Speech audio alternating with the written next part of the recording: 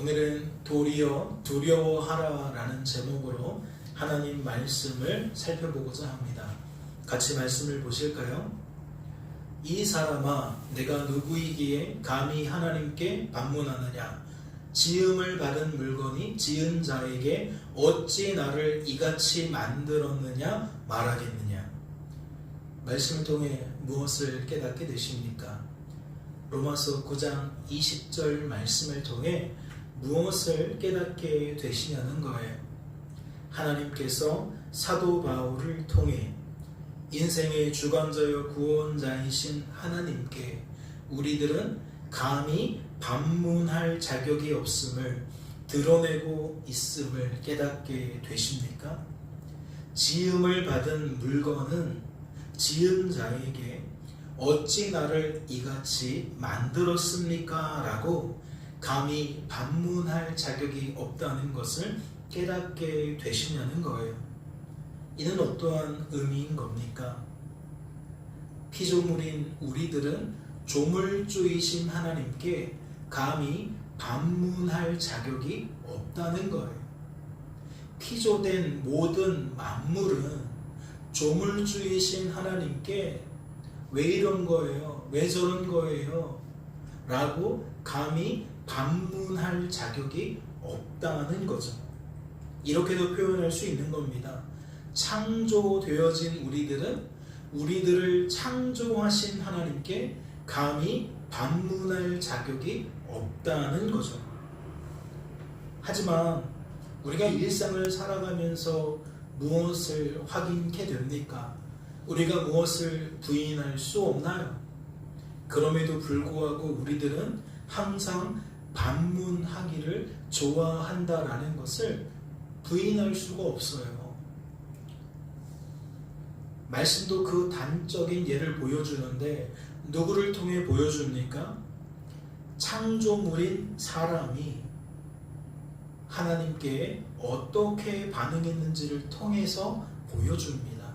즉 첫사람 아담을 통해서 그가 하나님께 어떻게 반응했는지를 말씀이 소개함으로써 우리에게 우리가 실상은 어떠한 삶을 살고 있는지 고발한다는 거죠.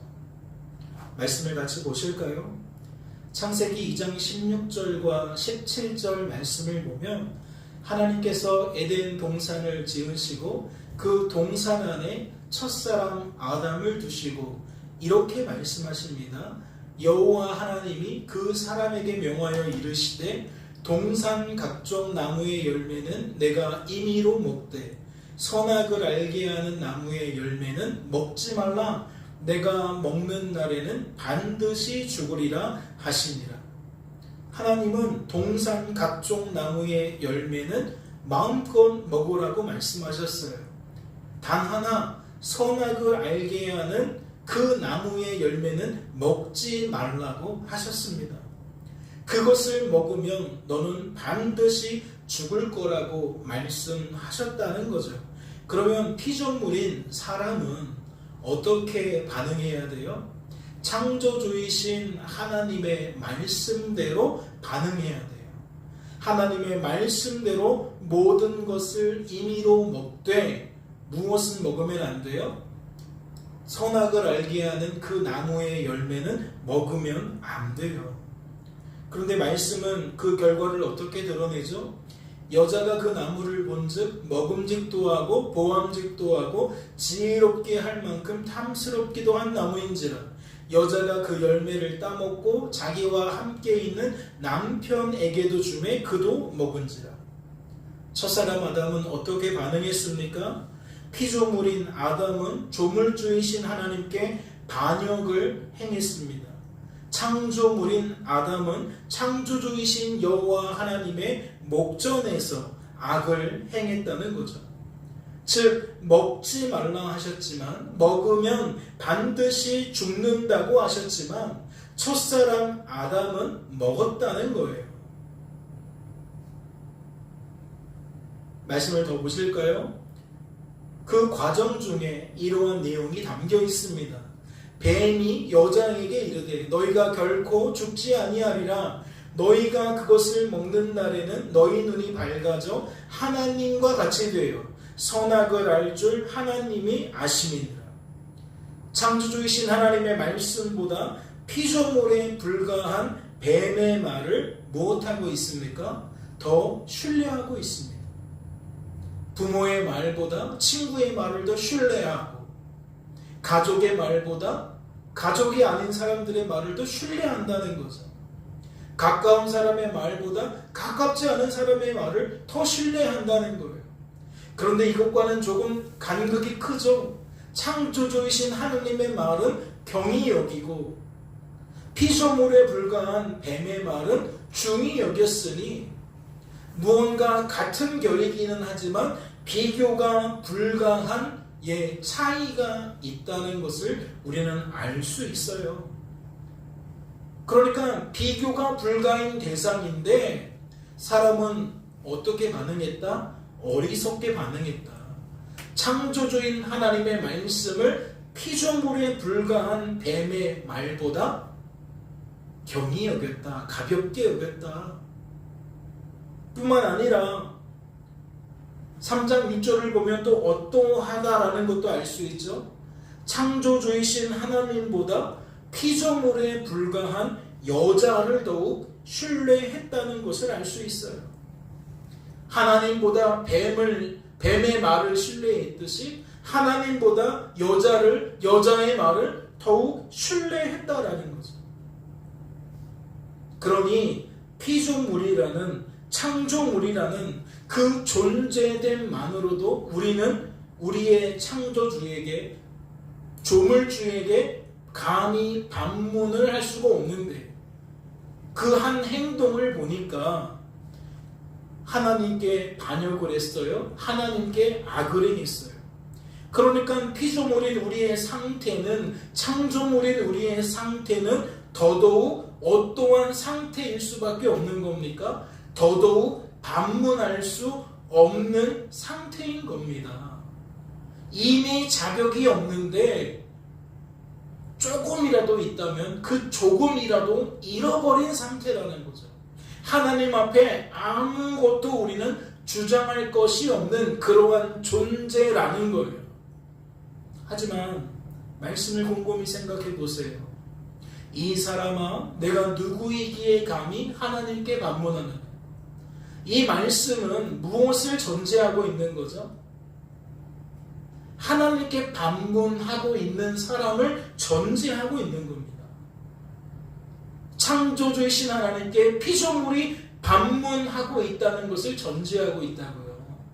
불의한 인생이, 범죄한 인생이 그럼에도 불구하고 창조주이신 하나님께 고개를 들고 감히 반문을 하고 있다는 것을 9장 20절이 전제를 하고 있다는 겁니다. 그러면 묻지 않을 수가 없죠. 사랑하는 성도 여러분, 하나님께서 사도 바울을 통해 이 말씀을 기록하신 까닭이 무엇일까요? 로마 지역에 있는 교회와 성도들을 향해 이와 같은 내용을 기록하게 만드신 까닭이 무엇이겠냐는 겁니다. 이는 다른 게 아닐 겁니다. 즉 그들로 하여금 이 말씀을 통해 자기 자신을 돌아보도록 만들기 위함이라는 거죠. 생각해 보세요. 내가 내 상태를 직시하고 있다면 반문하겠어요? 부모님이 어떠한 존재인지를 우리가 뼈저리게 느낀다면 자식이 부모에게 반문하겠습니까? 가정 안에서 부모와 자식의 관계 속에서도 자신의 위치, 자신의 상태를 정확히 판단하면 부모에게 반문할 수 없는 것이 우리들인데, 피조물과 피조물 사이에서도 그러한 관계의 형성이 되어지는데, 창조주에 의해서 창조되어진 우리들의 관계에서는 말할 게 무엇이겠습니까? 그럼에도 불구하고 우리들이 반문했다라는 것은 결국 무엇을 또 나타내는 거예요? 그 순간만큼은 우리가 이러한 사실을 망각하고 있다라는 거죠. 하나님이 어떠한 분이신지, 내가 어떠한 존재인지를 망각한 상태라는 겁니다. 즉, 나라는 존재의 상태를, 나라는 존재의 입장을 그 순간은 오해한다는 거죠. 그 순간은 착각한다는 거예요. 그러니까 그 순간에는 어떠한 마음이 지배적인 거예요? 나는 얼마든지 하나님께 반문할 수 있다라는 생각이 지배적이라는 거죠. 왜 자식이 부모에게 대듭니까? 왜 자식이 부모에게 불만을 품죠? 그 순간에는 내가 옳고 부모가 틀렸다고 스스로 생각하기 때문에 그런 거잖아요. 그러니까 부모와 나의 입장 차이, 그 상태의 차이를 전혀 망각한 상태로 내 생각으로만 가득 차면 그 순간에는 뭐 할 수 있다? 얼마든지 부모에게 반문할 수 있다. 선생님과 학생이라는 그 관계도 마찬가지고 사장님과 직원이라는 관계도 마찬가지예요. 할 수 없는 상태이지만 우리는 스스로 망각해버리면 하게 된다는 거예요. 그 순간에는 그리 하게 된다는 겁니다. 오늘 말씀도 바로 그런 상황 아니겠어요? 왜 그 사람들이, 하나님 믿는 사람들이 하나님께 이러한 욕심을 품겠냐고요? 반감을 갖겠냐고요? 하나님을 불의하다고 말하겠냐고요? 그 순간만큼은 자신의 입장은 선으로 여겨지고 하나님의 입장은 악으로 여겨지니까 그리 해도 된다라고 판단하고 있기 때문이겠죠. 그렇다면 결국 하나님께서 우리의 상태를 드러내시려는 까닭은 무엇이라고 추정할 수 있어요? 우리의 민낯을 드러내시는 까닭은 무엇이라고 생각할 수 있습니까? 그러지 않기를 바라셨다라고 정리할 수가 있는 거죠. 하나님께 반문을 갖고 있는, 하나님께 반감을 갖고 있는 그 사람들의 입을 다물게 만드시려고 하나님이 사도 바울을 통해 이러한 내용을 기록하게 하신 것으로 우리는 받아들일 수가 있다라는 거예요. 그렇다면 9장 20절 말씀을 한번 잘 되돌아보세요. 이러한 주제의 내용을 우리가 무엇을 통해 이미 확인했죠? 이러한 뉘앙스의 그 전개를 우리가 어떠한 말씀에 근거하여 확인할 수 있었습니까? 9장 6절부터 14절까지의 내용을 가지고 확인할 수가 있었죠. 마지막 절인 14절 말씀만 좀 볼까요? 그런즉 우리가 무슨 말을 하리요? 그 전에는 어떠한 내용들이 있어요? 아브라함 자손이라고 다 아브라함 자손이 아니다. 약속의 자녀는 따로 있다. 그래서 이삭이 약속의 자녀고 야곱이 약속의 자녀다. 우리에게서 무엇을 찾는 것이 아니다. 하나님은 하나님의 뜻을 따라 하나님의 자녀를, 약속의 자녀를 삼으신다. 무엇을 나타내는 거라 그랬죠? 하나님만 하나님이라는 것을 나타낸다 그랬어요. 그러니까 하나님이 어떠한 존재인지를 드러내면서 상대적으로 우리는 하나님과 격이 다른 피조물에 불과하다는 걸 드러낸다는 거죠. 범죄한 우리들을 드러낸다는 거예요. 그래서 그 목적이 무엇이다? 반감을 품는 우리들, 하나님을 불의하게 여기는 우리들이 그러한 생각을 고쳐먹도록 만드는 데 있다라고 우리는 결론을 내릴 수가 있었어요. 그래서 6절부터 14절의 내용이 함축되어지면 그 내용이 어디에 담긴다 그랬죠? 이어지는 15절과 16절 말씀에 담긴다고 이야기를 드렸죠. 그러니까 말씀의 구도를 보니까 9장 20절 오늘 살펴보게 되어지는 저 내용이 우리가 직전에 이미 살펴보았던 9장 14절 말씀과 짝을 이루고, 이 두 말씀이 짝을 이룬다는 것은 9장 20절 말씀이 무엇과도 짝을 이룬다는 거예요. 우리가 본문으로 삼았던 15절과 16절 말씀과도 짝을 이룬다는 거죠. 그러니까 9장에는 같은 내용이 두 번이나 반복되고 있다는 것을 우리는 확인할 수가 있다는 거예요. 16절까지만 이야기를 해도 이미 하나님의 그 뜻이 무엇인지는 충분히 드러났어요. 충분히 독자들로 하여금 알려진 바 되었어요. 그런데 말씀의 구조를 보니까 같은 내용을 한 번 더 언급을 하고 있는 거예요. 한 번 더. 이 사람아, 내가 누구이기에 감히 하나님께 반문하느냐. 그러면 이러한 로마서 9장 말씀의 구조를 따라 우리가 이 말씀의 진위가 무엇인지, 본의가 무엇인지 조금 더 생각해 보고자 합니다. 하나님은 하나님만 하나님이라는 것, 이게 인생의 주관자와 구원자는 오직 하나님이라는 것, 이러한 복음의 기초가 성도의 기초라고 여기시는 것 같아요. 구원받은 성도가 반드시 되새겨야 하는, 꼭 붙들고 있어야 하는 진리라고 여기시는 것 같다라는 거죠. 그래서 저는 이렇게 정리하고 싶어요. 하나님이 굳이 같은 내용을 두 번이나 그 말씀 속에서 반복하는 것은 우리들에게 철저히 심어주기 위함인데, 확실히 깨닫도록 만드시기 위함인데, 무엇을 드러낸 것으로 정리할 수 있다? 구원받은 성도는 이러한 관점으로 삶을 바라보고 삶의 의미를 받아들여야 한다. 이러한 인식이, 이러한 해석이 성도다움에 있어 매우 중요한 역할을 한다 라고 정리를 할 수가 있습니다. 구원받은 성도의 삶, 주일날에도 정리를 해드렸는데, 내가 사는 겁니까? 그리스도께서 사시는 겁니까?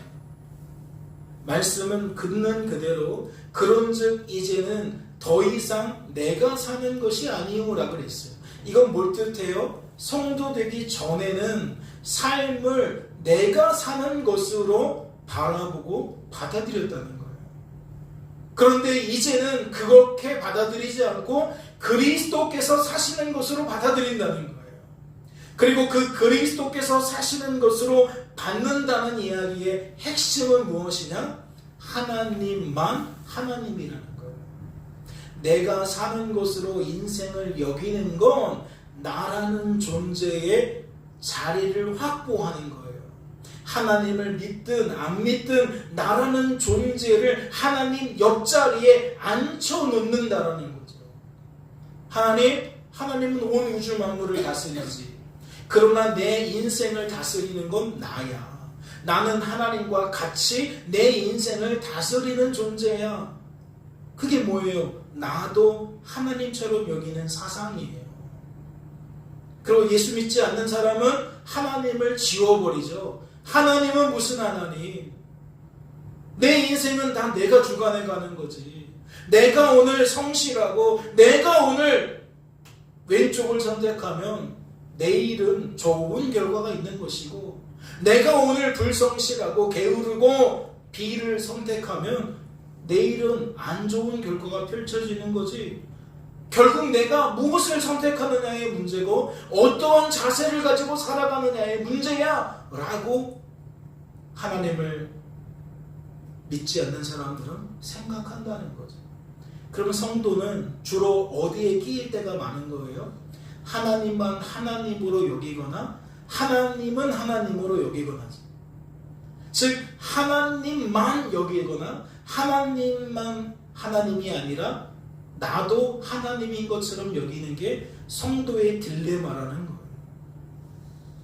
사랑하는 성도 여러분, 그래서 하나님은 두 번이나 반복하면서 성도가 품어야 하는 그 생각이 무엇이냐? 다른 거 아니라는 거예요. 하나님만 하나님으로 바라보고 받아들일 수 있어야 한다는 거죠. 인생의 주관자와 구원자는 내가 아니라 나도 그럴 수 있는 존재가 아니라 오직 하나님만 그럴 수 있는 존재로 여기는 것으로 우리는 받아들일 수 있다는 거예요. 이해가 되십니까?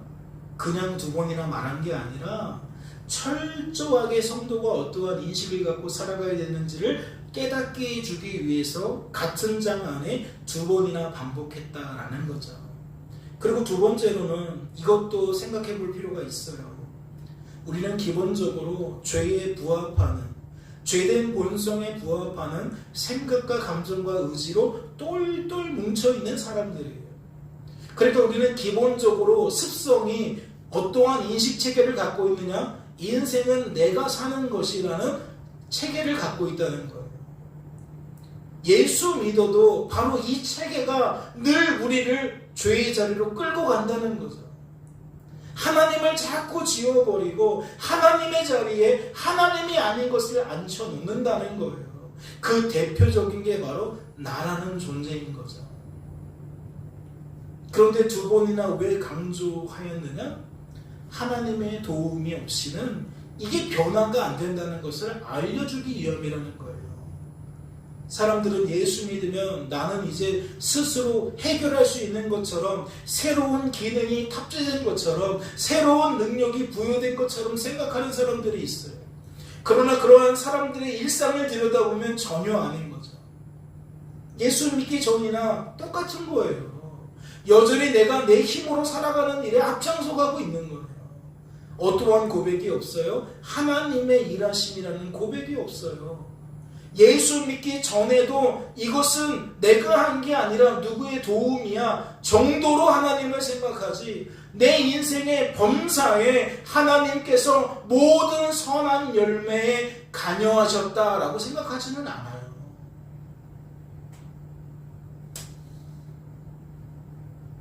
사랑하는 성도 여러분, 성도라고 해서 예외가 아니고요, 직분을 받았다고 해서 예외도 아니고요, 오랜 신앙생활을 했다고 해서 예외도 아닙니다. 이스라엘 성도들은 그러한 부류의 사람들을 나타내요. 대표예요. 원래 이 사람들은 유대교인이었어요. 날 때부터 하나님이 계시다는 걸 믿고 산 사람들이에요. 그런데 이제 예수님을 하나님으로 여기며 기독교로 개종을 했는데 삶의 체제가 안 달라져요. 옛 구습이 계속 자기를 압박하고 있어요. 이건 뭘 나타내는 거예요? 하나님 믿는다고 해서 이것이 바로 해결되는 문제가 아니라는 거예요. 죽을 때까지 해결되지 않을 수 있는 문제라는 거예요. 그러면 이러한 나의 상태를 가늠케 된 사람은 철저하게 어떠한 신앙을 갖고 살겠어요? 하나님만 바라보려는 신앙을 하겠죠. 하나님만 의지하려는 신앙을 하겠죠. 하나님만 자랑하려는 신앙을 하겠죠. 왜? 하나님이 아니면 나에게는 어떠한 선한 일도 없을 거다라는 계산이 서니까 더욱 하나님을 의지하려고 하겠죠. 더욱 하나님을 바라보려고 하겠죠. 가능하면 내 입으로 더욱 하나님을 자랑하려고 할 겁니다. 그래서 말씀도 두 부류의 성도를 소개해요. 잠자는 성도, 깨어있는 성도, 성령으로 충만한 성도, 그렇지 않은 성도. 다 무엇을 나타내는 거예요? 지금 우리가 우리의 생각과 감정과 우지 속에 무엇으로 채워졌느냐의 문제를 다루고 있는 거예요. 하나님의 것으로 채워져 있는지, 하나님의 반기를 드는 욕심을 품는 우리의 생각과 감정과 의지로 채워졌는지. 그래서 믿음이 있다, 은혜 받았다라는 것은 다 무엇과 직결된다? 하나님이 주시는 생각과 감정과 의지로 가득하게 채워졌다와 직결된다. 사랑하는 성도 여러분, 그렇다면 그 반대의 경우는 어떨까요? 지금 우리는 계속해서 이스라엘 성도들에게만 집중해서 살펴보았는데, 우리가 주일 예배 시간에 확인한 것이 무엇이죠? 9장과 11장에서 각각 이스라엘 성도를 향해서도 하나님 말씀하시지만 이방인 성도를 향해서도 말씀하셨다는 거였어요. 입장이 조금은 차이가 있다 그랬죠.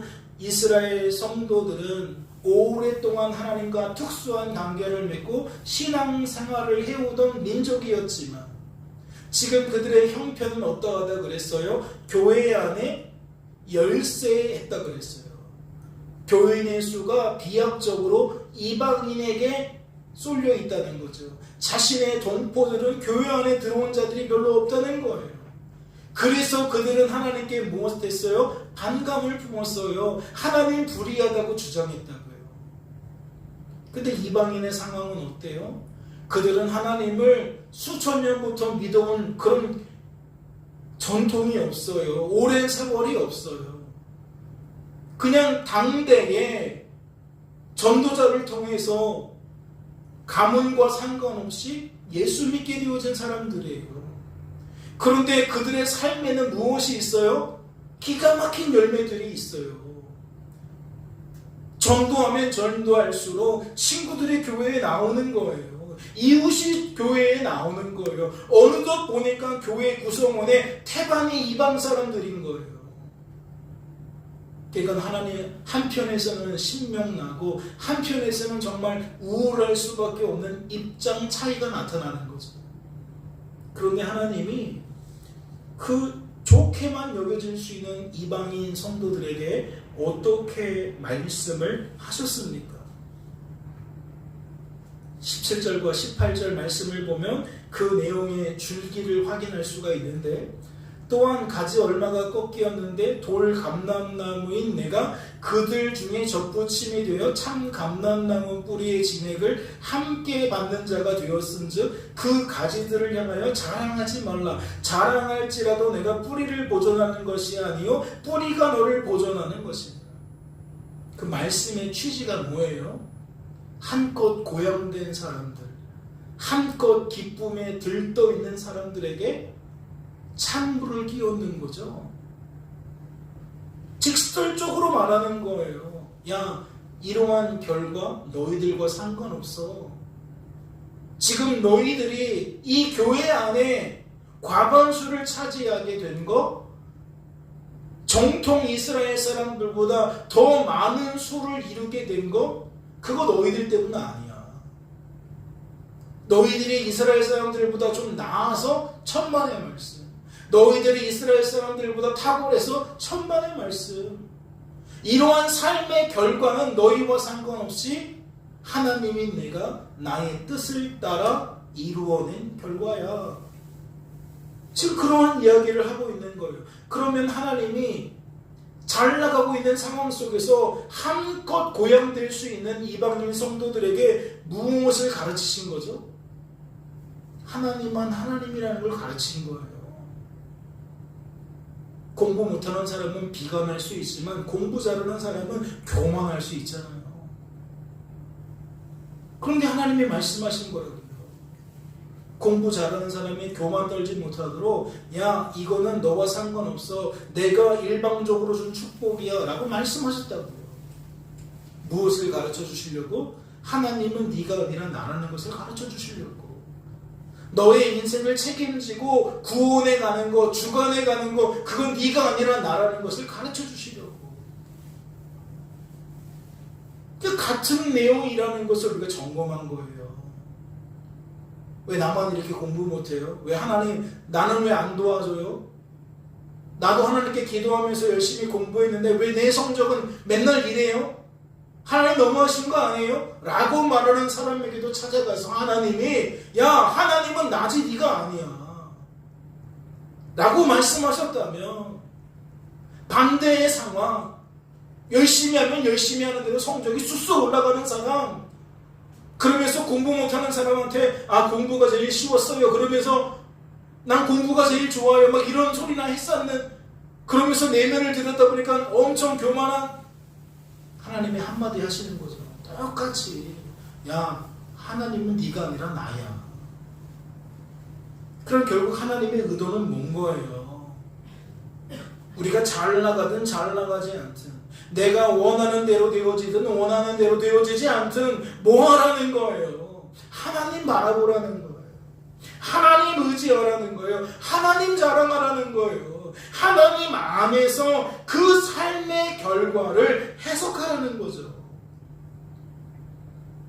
나의 흠이 깨달아지면 하나님 앞에 그 흠을 가지고 회개를 하고, 하나님의 도우심이 발견되어지면 하나님 감사합니다, 하나님이 도와주셨습니다 라고 하나님을 찬양하고, 내 중심의 사고, 하나님을 벗어난 사고가 아니라 하나님과 함께인 사고를 하도록 하나님이 지금 이끌어가고 계시다는 거예요.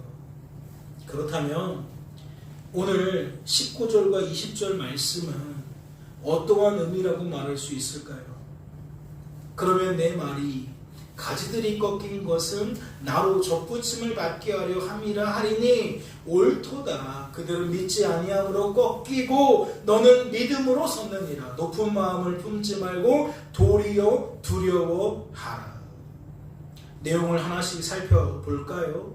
우선 내 말이 가지들이 꺾인 것은 나로 접붙임을 받게 하려 함이라 하리니, 이는 어떠한 의미인 거죠? 사도 바울이 로마서를 쓰면서 예상했다는 거예요. 무엇을 예상했다는 겁니까? 로마서를 이방인 성도들이 읽으면, 이스라엘 사람들이 예수를 부인하는 것은 하나님께서 이방인 우리들이 예수를 하나님으로 영접하도록 만드시기 위함이구나, 그랬던 거구나, 이게 하나님의 계획에 있었던 거구나, 하나님의 뜻이 실현된 것이구나, 그들이 그러한 깨달음을 얻게 될 것을 예상을 했다는 거예요. 내 말이 이러이러하겠다 하리니 이러이러한 반응을, 깨달음을 나타낼 것이니, 지금 그 얘기를 하고 있다는 거죠.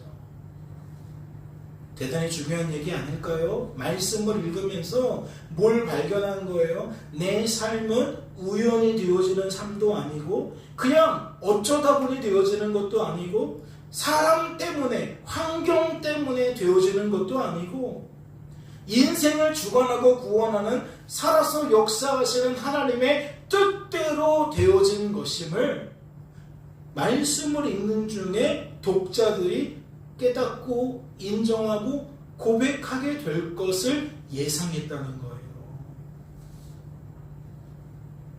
그래서 그러한 성도들을 향해 어떤 말씀이 이어지고 있어요? 옳도다, 옳도다. 야, 너희들 잘 깨달았어. 맞아, 성도의 삶이라는 건 그런 거야. 더 이상 내가 사는 것으로 여기면 안 돼. 성도가 갖는 인식은 그리스도께서 사시는 것에 대한 인식이어야 해. 옛날에는 우연으로 치부할 수도 있고, 어쩌다 저쩌다 되어진 걸로 치부할 수도 있고, 저 사람이 저렇게 했기 때문이구나, 상황이 이러이러했기 때문이구나, 이런 식으로 찾아갈 수 있었어. 그러나 성도는 그러면 안 돼. 성도는 이 모든 것을 활용하셔서 하나님께서 하나님의 뜻을 이루신 결과구나 라고 받아야 돼. 그런데 너희들이 지금 그것을 깨달았어? 잘했어. 그게 맞는 거야 라고 지금 지지를 보내고 있는 거예요.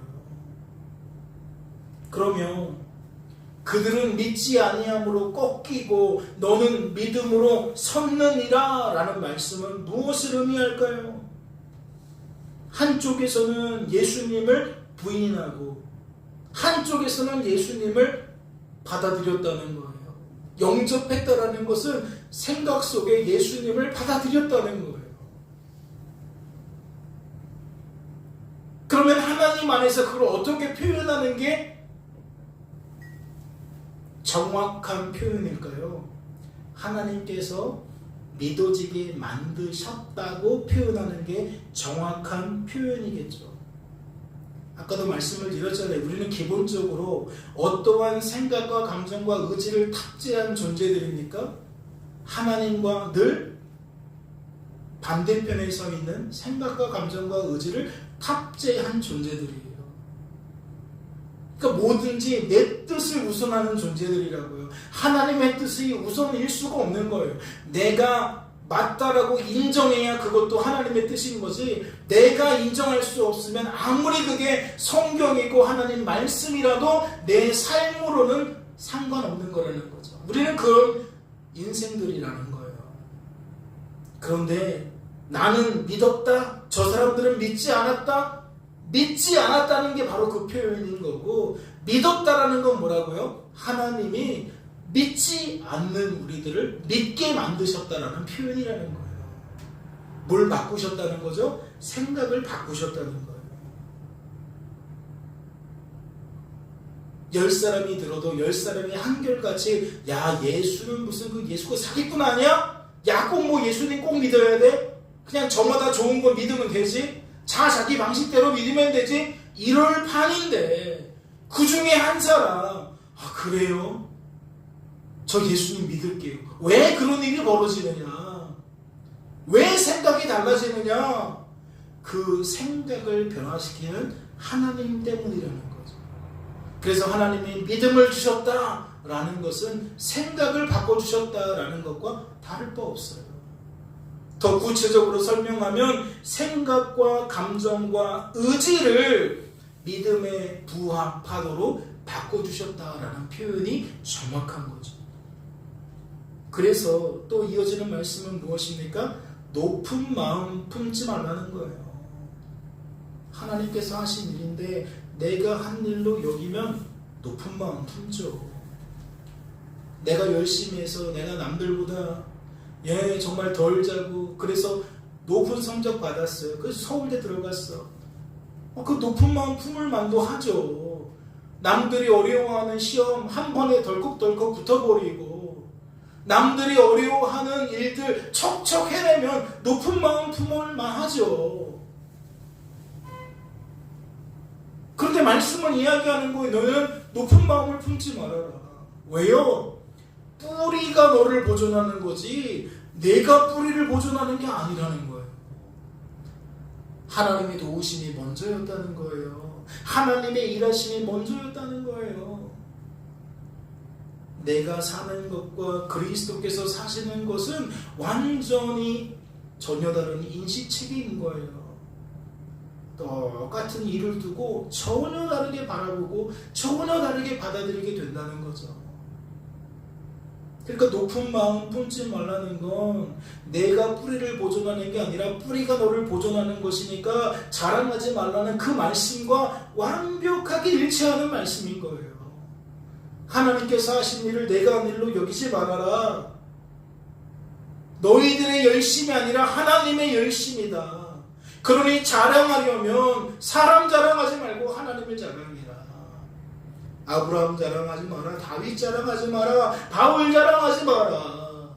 그들의 위대함은 하나님의 위대함이다. 하나님을 자랑해라. 그렇다면 성도된 우리들은 이를 통해 무엇을 깨달아야 됩니까? 주어진 삶의 결과가 내가 원했던 것과 전혀 달랐던 이스라엘 사람들을 향한 말씀과 주어진 삶의 결과가 내가 원했던 것과 일치했던 이방인 성도들을 향한 말씀이 동일했다라는 것을 통해 무엇을 깨달아야 되냐고요.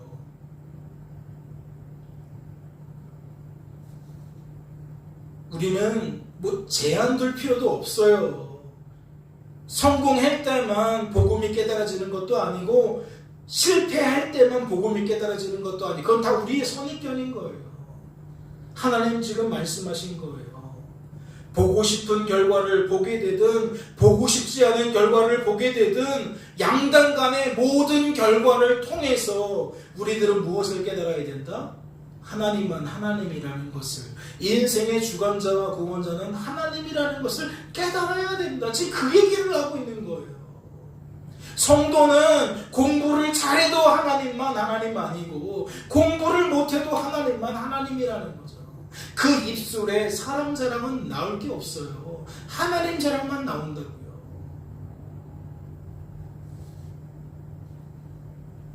우리는 이것이 성도의 본연의 모습이라는 것을 깨달아야 됩니다.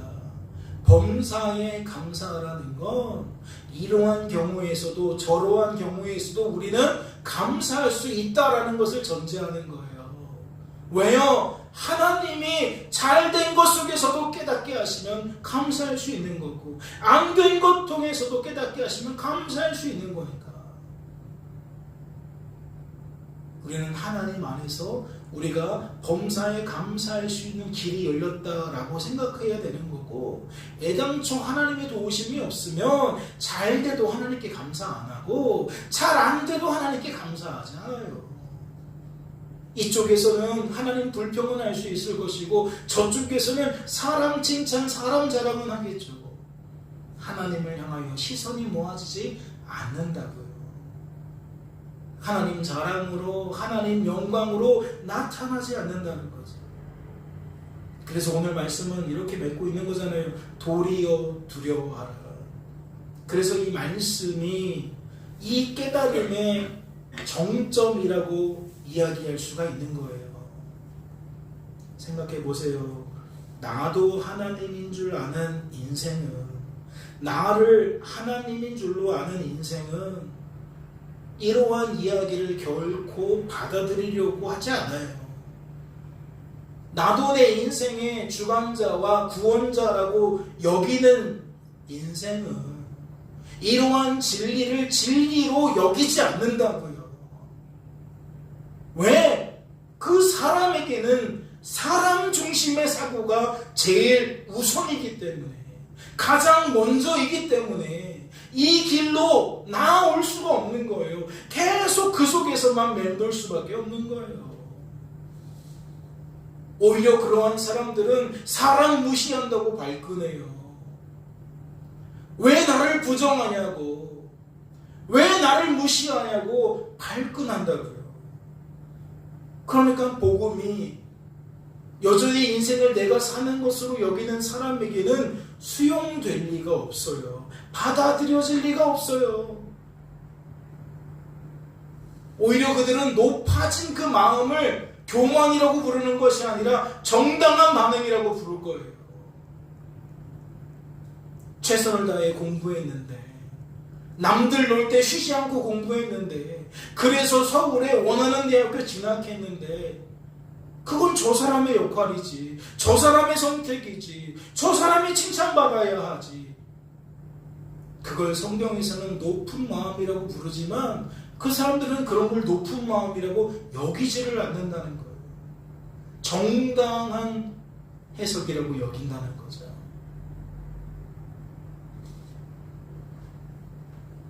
그러니까 예수님이 오셔서 어둠을 빛으로 밝히니까 사람들이 자신들의 어둠이 드러날 때에 결국 예수님을 부정하고 예수님을 박해하고 예수님을 어디까지 끌고 가는 거예요? 십자가 처형장까지 끌고 가는 거예요.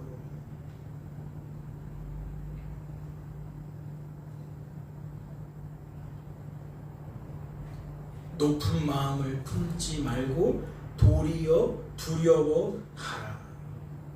높은 마음을 품지 말고 도리어 두려워하라.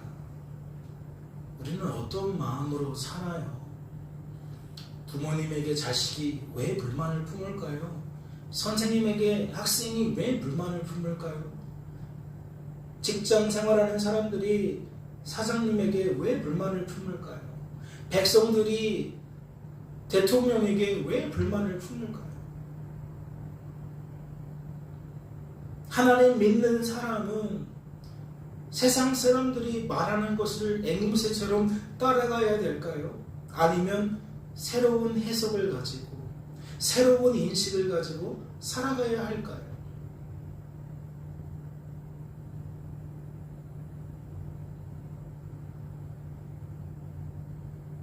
오늘 말씀은 이제 로마서에 대한 결론이라고도 할 수 있어요. 하나님만 하나님이신 것이 믿어지십니까? 인생의 주관자와 구원자가 오직 하나님이라는 것이 믿어지세요? 내가 보고 있는 것을 통해 여러분의 시선은 하나님께 향하고 있습니까? 부모님을 통해서도 하나님께 향하고 있나요? 상대방의 치부를 통해서 나의 치부를 발견하고 계십니까? 뭘 여쭤보는 거예요? 여러분은 성도인지를 여쭤보는 거예요. 성도다운 생각인지 여쭤보는 거고 성도다운 태도인지 여쭤보는 거예요. 교회에 나와서 앉아있는 게 다가 아니에요. 억지로 끌려오는 거 하나님도 좋아하지 않으세요. 예배 시간에만 잘 듣고 일상생활에서는 내 마음대로, 그것도 하나님 원치 않으세요. 예배 시간에도 하나님을 만나야 되고 일상을 살아가면서도 하나님을 만나야 되는데 어떤 하나님을 만나야 된다? 주관자와 구원자이신 하나님을 만나야 된다. 하나님만 하나님으로 여겨야 한다. 예배 시간에도 내가 하나님 되면 다 판단하고 있어요. 설교를 은혜 받으려고 듣는 게 아니라 판단하려고 들어요.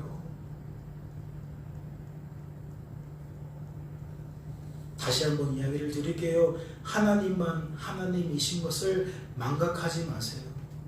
인생의 주관자와 구원자는 오직 하나님이신 것을 오해하거나 착각하지 마세요.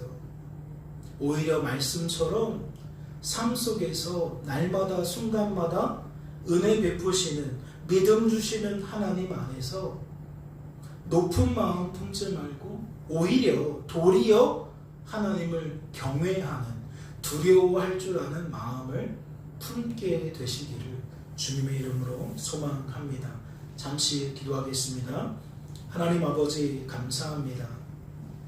우리의 생각은 불의의 짝을 이루고 불의에 함께 동조하는 죄된 본성의 취약한 모습입니다. 상태입니다.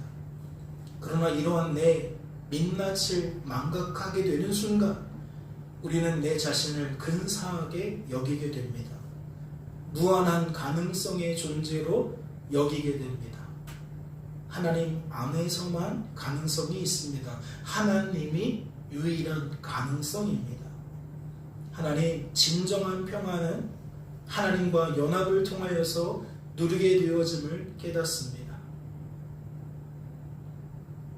때로는 이스라엘 성도들이 우리의 모습이고 때로는 이방인 성도들이 우리들의 모습입니다.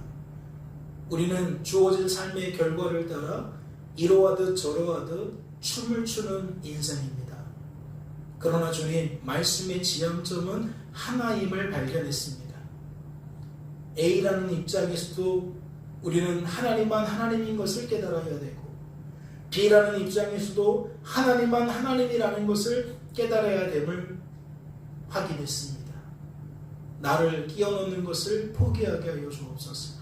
하나님의 자리에 함께 오르려고 하거나 하나님을 밀쳐내고 내가 오르려고 하는 이 무지한 불의한 태도를 이제 내 안에서 떨쳐버리게 하여 주옵소서. 하나님의 도우심이 아니면 불가한 줄로 아오니 때를 따라 돕는 은혜를 주옵소서.